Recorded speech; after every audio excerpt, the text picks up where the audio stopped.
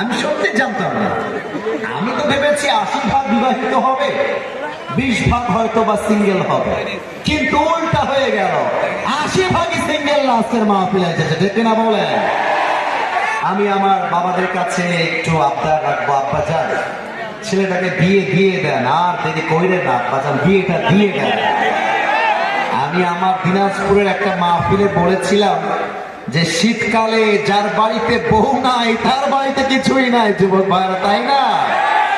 এবং আমার মনে হয় মাদক মুক্ত বাংলাদেশ করতে চাইলে প্রত্যেকটা যুবককে রাইট টাইমে বিয়ে দেওয়া লাগবে, যুবক ভাইরা। এই যে এই ছেলেটা বউ পাবে না, না মুরব্বী না, এটা যুবকই মনে হচ্ছিল। আচ্ছা এদিকে তাকা, তাকবীর দেন সবাই, নারায়ে তাকবীর। এবার আমার দিকে তাকায় একটা উত্তর দেন তো আব্বা যান, আপনি উত্তর দিবেন। আব্বা যান আপনি আমার আব্বা, আপনি আমার দাদা, আমাকে দেখে কি মুরব্বী মুরব্বী লাগে না, যুবক যুবক লাগে? মান সম্মান শেষ হয়ে যাবে আমাদের, এত আস্তে করলে হয়? আমাকে আর একবার মুরব্বী লাগে না যুবক লাগে? এবার বলেন তো, আমি একজন যুবক হয়ে এ পর্যন্ত যতগুলো আয়াত তেলাওয়াত করলাম দলিল হিসেবে, একটাও কি বানাই বলছি? একটাও কি মিথ্যা বলেছি?